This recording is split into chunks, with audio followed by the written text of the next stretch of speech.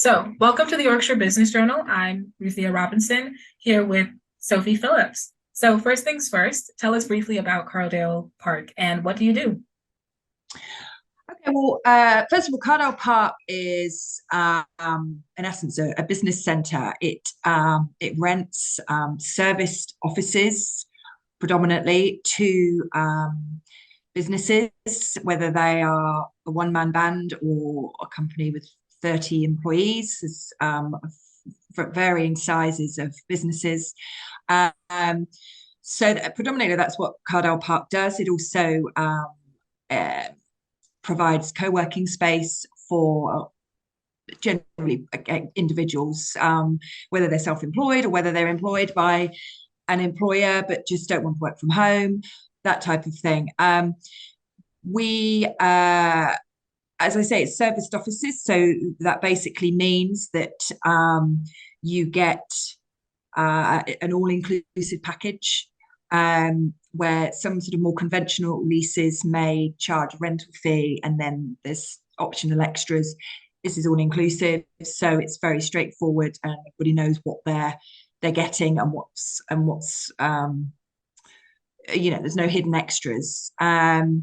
Which I'll obviously go on to later on in terms of what that is. In terms of my role, I'm the business centre manager and marketing manager. So I'm responsible for looking after the building, the running of it, the contracts, the tenants, whether it's getting new tenants, whether it's dealing with existing tenants, whether it's dealing with tenants who are leaving, the whole process, but also keeping on top of the building, the facilities. So I work with our maintenance manager, make sure that the building is in good condition. If there's any issues, need to be kept on top of, deal with all the health and safety aspects. And then on top of that, I look after the marketing to keep the brand out there, and get ourselves known.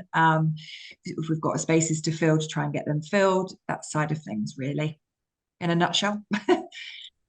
Thank you so much. You being in marketing is pretty great for this interview. I feel like a lot of the questions are geared towards that, so this is perfect. Oh, Um, perfect. so, how does Cardale Park differ from other office spaces? You mentioned that you're all inclusive. Could you expand on that a little bit Yeah, more? basically, so what Cardale Park is all about, it's a serviced office is basically where you get an office of, as I say, we have varying sizes. We have approximately 30, 32 offices within the building, some for one person, some for two, some for 30, and all of them are part of a serviced agreement, and therefore that means that, as I said before, it's all inclusive. So you pay your rent, your utility bills are all included, which a lot of that differs. A lot of other businesses will kind of charge extra for that, and obviously at the moment that's quite a key thing for tenants because, as we all know, bills are on the rise. So to know that that's all sort of included is quite reassuring for them. But it also means that the cleaning, for example, is included, facilities such as kitchen, and facilities in the kitchen. So tea and coffee is all unlimited. So it's it's it's it's what you would expect, I guess, if you were working for an employer. You get drinks included, or things like that are taken care of. So it's taken care of for the employer, and it's all offered by us. So they don't have to think about it. They don't have to arrange it themselves. Whereas a lot of other offices will have that as an extra. So and that's when it all starts adding up. Or they may have to deal with the cleaning themselves, or they may have to put the rubbish out themselves. It really varies. Whereas all of it's dealt with. So I guess that's the main difference. I'm not saying that there aren't other office providers that don't have that service, but there isn't any that offer everything included, really. And I guess probably one of the standout things for us is that we have communal areas, Okay. which is quite important. I think when you're, everybody's busy and everybody works in within their team and within their business, but it's, you're in a building with a lot of other businesses, and it's nice to be able to socialize. It's also important to have a break from your desk. And a lot of places don't necessarily offer that unless they're buying. Some places will have a cafe, but you have to buy from there, whereas we have both. So we have a kitchen area where you can just go and sit and eat your own lunch, go and sit on the sofas, and that's for anybody to use. And so which I think is really important, because a lot of people tend to sort of sit and work at their desks, and that's not great for anybody. So to have to know that you've got the option to move away from your desk and just go and sit somewhere, and at the same time socialize with other people, I think is really beneficial. I'm glad you brought up the benefits of your office spaces, especially the socializing aspect of it, because my next question was going to be, your website tends to emphasize wellness and providing spaces that promote wellness. So could you explain that a little bit more for me? Yes, absolutely. So the ethos behind when the building was taken over, it was traditional office space. It was warehouse space. It was, it had a few sort of spaces for offices, but it certainly wasn't anything like it is now. So when the decision was made to transform it and repurpose it a little bit and just make it more user friendly and usable, the sort of the thought process behind that was very much about well-being and creating a space that wasn't just about going to work, whilst obviously that is what you're doing. You know, it shouldn't be just about existing to work. It's about existing, and enjoying and having a nice environment is really, really important. And if, it's a known fact that if you're working in a nice environment, you're going to be more productive.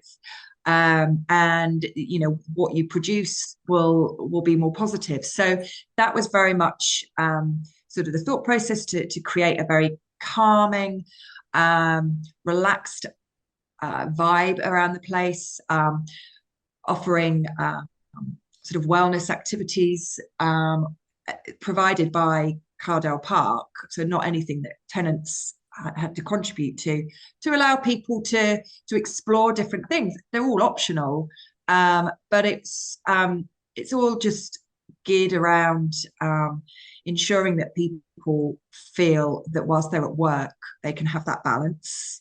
And we all know mental health is a big thing, and a lot of people are so invested in their work and they perhaps don't have that balance, or they don't feel that they can have those breaks, or if they're really busy and they don't, they can't leave their desk because of the project that they're working on, then we felt it was important to show them different things that they could do to still enhance their well-being. So it's just always had that sort of thought. So the layout, so the lighting, the furniture, the music that's played, everything has been sort of thought about to, I guess, almost in a way have a spa type feeling, even though it's offices. I mean, you know what I mean? That was the sort of the vision, and it works really well.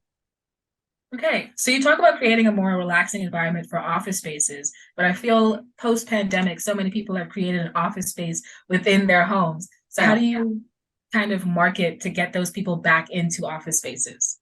Well, I guess, like I've just said, it's about creating that balance, and that's part of what my focus has been of late. Is trying to we've been looking at what we do and how we can meet people's needs, and what is it that people may want. And so it's all about being flexible, and it's all about offering people choices. So as I say, a lot of people now work from home. That's definitely the new norm now, but that's not necessarily good for people, even though they may prefer it. But because they may not have a great environment, they may not have a dedicated office, but also there's no differentiation. Where does your day end, your working day end, then your evening start? Because at the end of the day, you're still in the same place. So we very much sort of try and focus on that messaging. And what we've introduced, for example, is day passes. So we've always predominantly been a something that where we don't offer long-term contracts, and that's another advantage of serviced offices. We give a choice of different durations, but generally people will sign up. Certainly in offices, it would be 12 monthly, but for co-working, we've always encouraged people to sort of sign up for and pay monthly. But we realise that doesn't always work for people who maybe don't want to go and work in an office space every day. They don't mind working from home, but they know that they need to have this sort of differentiation. So by offering like a day pass, for example, it means that people want to just come and work in our space 1 day a week, 2 days a week. They're not committed to the whole month. So that's something that we've been introducing, which is going really well. It's just about getting in front of the right people and allowing people the flexibility at the end of the day. But also it's things like, they're at home, they're using their own electricity, they're using their own heating, they're using their obviously it's all on their internet connection. So for us, it's like, there's no extra charges for bills. You don't have to keep your heating off because we're heating it for you. There's unlimited tea and coffee. It's just a nice place to hang out, really. It's offering a professional sort of environment, but still with a relaxed vibe. Does that make sense? So, whereas some people might go and work in a coffee shop, they might, that doesn't always work for everybody because they still need that sort of office environment, but they don't want to go, so it's the best of both worlds, really. And what we have found actually is a lot of employers, whilst they've then have got their employees working from home, they actually encourage them to come and co-work somewhere because for their own well-being, they know that it's important that they're not at home 5 days a week. So that's actually their employer that's sorting that because maybe they don't have an office space anymore. So, we try and work with businesses for them to encourage their staff to do that. Okay, so you spoke about the day passes, and it stuck out to me particularly because of our next question, which is, what does your ideal client look like? Oh, that's a difficult one, really, because I don't think there is an ideal client. I mean, it isn't. Our certainly the co-working space is available to anyone. I mean, we had a medical student using it because he basically needed to study, but he and used to use the library, for example, whereas you'd think, oh, that's perfectly nice and quiet, and actually it wasn't, because it was perhaps used by people who weren't following the rules. And whilst in a co-working space you're working with others, everybody's of a mature age, so everybody respects each other's space. So it's not all business people.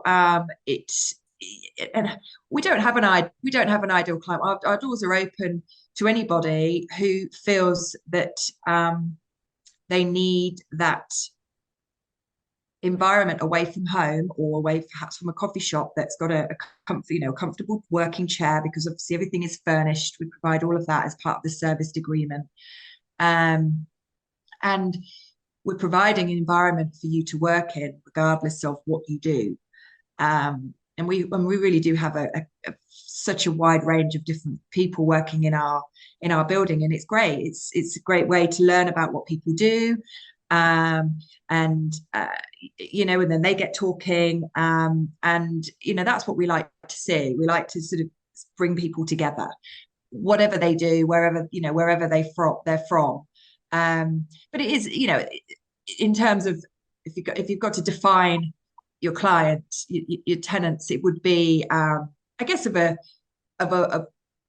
particular age group. It wouldn't be suitable for a college student, for example. I think that they probably wouldn't fit in, because you generally want to work with like-minded, people of think if you're working, you're going to be working with people who are of a similar age and beyond. So I guess if you've got to nail it down, I'd say that. But we don't single anybody out. I do love the flexibility. I'm Mm. this close to asking if I can have a day pass. So for the final question, it's where do you see the company going in the future? And are there any plans for expansion? There's always plans. I mean, the beauty about One Cardale Park, the bit because Cardale Park is a very big business park. We are number one Cardale Park, so we just have a particular part of it. But the opportunities there are endless because there's warehousing space which which is used for warehousing purposes. But there's always discussions about how we can utilize that to the and really maximize the space. I mean, as I say, we've got 32 offices. I think bar two, we're full, which is a fantastic position to be in. We're finding that the demand very much for smaller offices has increased, certainly over the last few months. So I'm talking about people wanting offices for perhaps 2 people. So I think our next steps will be to look at the space that we've got, where we've got a large space, that instead of focusing on filling that as a large space, we would convert it and create some smaller offices. So I think that's our next plan to meet the demand, really. And there's a reason for that. There's a reason why people are wanting that, because perhaps their businesses are expanding themselves and they're now finding that perhaps they were working from home and that doesn't work for them. We're always looking at, I guess, how we can develop the place, and we work very closely with our clients. We want feedback. How are they?